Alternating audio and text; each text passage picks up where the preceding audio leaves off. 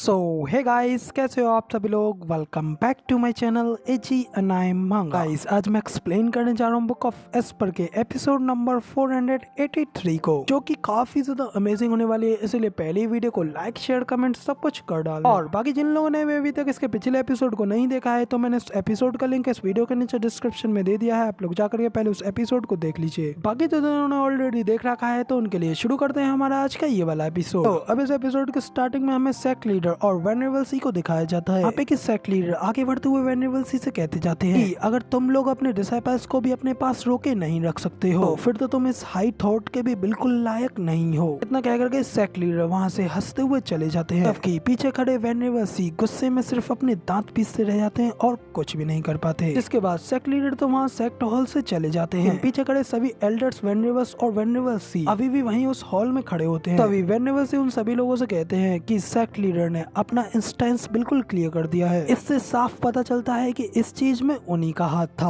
और उनका लक्ष्य पूरी तरीके से हम पे था, और इसे और आगे बढ़ने देने से हम लोग और भी ज्यादा बेकार हो जाएंगे। वेनरेबल की ये बात सुनने के बाद में वहाँ पे खड़े सभी एल्डर्स और वेनरेबल्स भी एक दूसरे की ओर देखने लगते हैं। तभी यूलिंग के मास्टर वेनरेबल क्यों कहते हैं कि लेकिन लेबर ऑफिस से डिसाइपल्स को ट्रेन करने के लिए रिसोर्सेज की बाढ़ खत्म होने का नाम नहीं ले रही है, और क्योंकि रिसोर्सेज को भेजे जाने से पहले हमारे पास से होकर गुजरना पड़ता है। फिर आखिर सेक्ट लीडर ने हमारे ऊपर हमला करने के लिए आखिर इतना बड़ा अमाउंट खर्च कैसे किया होगा। वेनरेबल भी सोचते हुए कहते हैं कि हाँ, ये बात तो मुझे भी समझ में नहीं आती, लेकिन एक बात तो बिल्कुल भी चेंज नहीं हो सकती। हम अब और ज्यादा इस लेबर ऑफिस के अट्रैक्शन को जारी नहीं रखने दे सकते, क्योंकि हम उन रिसोर्सेज की पूरी सीमा नहीं जानते, और अब इससे कोई फर्क नहीं पड़ता है कि हम सेक्ट के रिसोर्सेज को किस तरीके से रेगुलेट करते हैं, क्योंकि इस चीज से लेबर ऑफिस के ऊपर बिल्कुल भी इफेक्ट नहीं पड़ेगा। और मुझे चिंता इस बात की है कि जब हमारे पास एक भी डिसाइपल नहीं रह जाएगा तो सेक्ट लीडर इस बात का यूज करते हुए इस बात के ऊपर एक्सक्यूज देते हुए हमारे राइटफुल रिसोर्सेज के ऊपर भी पूरी तरीके से कंट्रोल कर लेंगे। तो अब इधर वेनरेबल सी की ये बात सुनने के बाद में वेनरेबल बाई और वेनरेबल क्यू भी थोड़े घबरा गए होते हैं। कहते हैं कि सेक्ट लीडर का ये मूव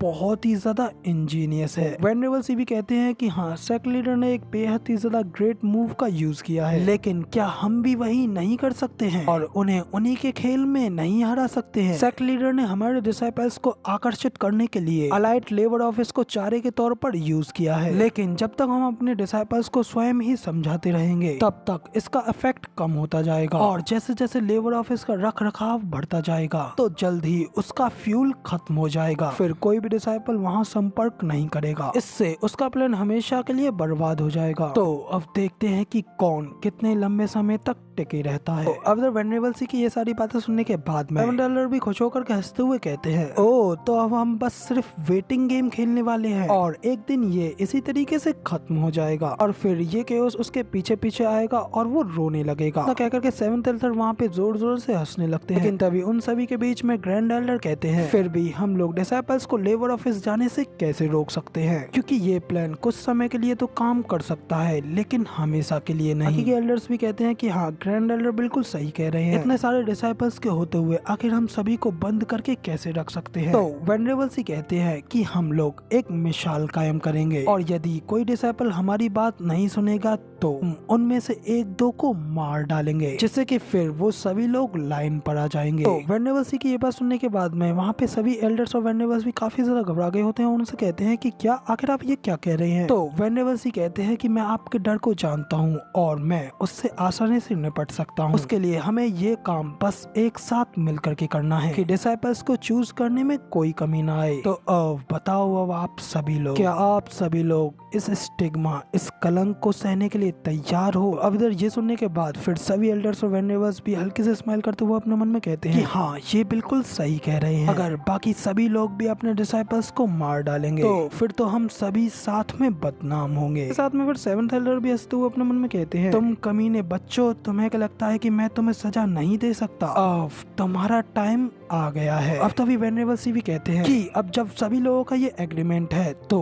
अब ये डिसाइड हो गया है है, सभी लोगों की एकदम सेम रेपुटेशन होगी, तो इससे बच्चों के पास कोई रास्ता नहीं होगा और जो ऐसा करने में फेल हो जाएगा उसे पूरे एंटायर इनर सेक्ट का क्रोध सहना पड़ेगा। इतना कहने के साथ ही फिर वेनेबल सी, वेनेबल बाई और वेनेबल की का नाम लेते हैं और उनसे कहते हैं कि हमारे बीच भले ही मतभेद हो सकता है, लेकिन अब हम लोग एक साथ अपने कॉमन एनिमी सेक्ट लीडर के खिलाफ है और मुझे आशा है कि आप हमारी इस ग्रेट अच्छाई की फाइट में हमारे साथ मिलेंगे, क्योंकि अगर एंटायर इनर सेक्ट ही नष्ट हो जाएगा से आपका भी घर ढह जाएगा। वेनेबल सी की ये सारी बातें सुनने के बाद में वेनेबल की और वेनेबल बाई भी पूरी तरीके से शांत हो गए होते हैं और इसी बात के ऊपर सोच रहे होते हैं। तभी वेनेबल सी हंसते हुए अपने मन में कहते हैं कि इनर सेक्ट के सभी ओल्डीज एक माइंड के साथ जीवुये का प्लान यहाँ पे कुछ भी चेंज नहीं कर पाएगा, कि इस सेक्ट की आधी से ज्यादा पावर के एल्डर्स और वेनेबल्स के हाथों में है। तो अब इधर वेनेबल सी के इतना सोचने के साथ ही हॉल के बाहर का सीन दिखाया जाता है, जहाँ पे कि सभी लोग इस सभी डिसीजन के बाद में वहाँ से अपनी अपनी ओर जा रहे होते हैं। इसके बाद हमें अंदर वेनेबल सी और ग्रैंड एल्डर को दिखाया जाता है, यहाँ पे कि ग्रैंड एल्डर भी वहाँ से जा रहे होते हैं। तभी वेनेबल सी उन्हें आवाज लगाते हुए रोकते हुए उनसे कहते हैं कि ग्रैंड एल्डर एक मिनट रुकिए, और तभी ये सुन ग्रैंड एल्डर भी रुक जाते हैं। इसके बाद वेनेबल सी उनसे कहते हैं कि मैंने सुना है कि आपने अपने प्रीसियस डिसाइपल गुइहू को कास्ट आउट करके लेबर ऑफिस में डाल दिया है, मगर लेकिन ऐसा क्यों? तो ग्रैंड एल्डर उसे बताते हैं कि उसने रूल्स को तोड़ा था, उसने उसको वॉयलेटेड किया था, इसलिए उसे वहाँ पर भेज दिया गया। तो ये सुनकर के फिर वेनेबल सी हंसते हुए कहते हैं ग्रैंड एल्डर, क्या आप मेरे ऊपर ट्रस्ट नहीं करते हैं? गुइहू हमेशा से ही आपकी प्राइड और ग्लोरी रहा है, इसलिए इससे कोई फर्क नहीं पड़ता है कि वो कुछ भी क्यों ना करे, फिर भी इस वजह से उसे वहाँ पर नहीं डालेंगे। इसके अलावा आपके उसे लेबर ऑफिस में डालने के कुछ दिन बाद ही वहाँ पे एक अलाइट लेबर ऑफिस अपीयर हुआ है। ग्रैंड एल्डर भी हंसते हुए कहते हैं कि ओ, तो वेनेबल सी ने वहाँ पे इन्वेस्टिगेशन किया है, तो ठीक है, फिर मैं आपको बताता हूँ कि जब गुइहू ज़ूफेन के हाथों हार गया, फिर उस लड़की ने भी वापस लेबर ऑफिस में जाने के लिए कहा था, तो इस चीज ने मेरी सस्पिशियस थिंग्स को और ज्यादा बढ़ा दिया, इसलिए मैंने पहले ही गुइहू को वहाँ पे स्पाई के तौर पर भेज दिया, और अब जितना जल्दी मुझे पता चलेगा कि वहाँ पे क्या हो रहा है, मुझे उस चूल्हे पे आग लगाने में उतनी ही आसानी होगी। अब तभी ग्रैंड एल्डर की ये सारी बातें सुनने के बाद में फिर वेनेबल सी भी उनसे कहते हैं कि ग्रैंड एल्डर का विजन सचमुच में बहुत ही ज्यादा बड़ा और सेल्फलेस है, यहाँ तक कि आपने अपने प्राइसलेस डिसाइपल को भी वहाँ पे स्पाई के तौर पर भेज दिया। तो ग्रैंड एल्डर भी ये सुन हंसते हुए कहते हैं कि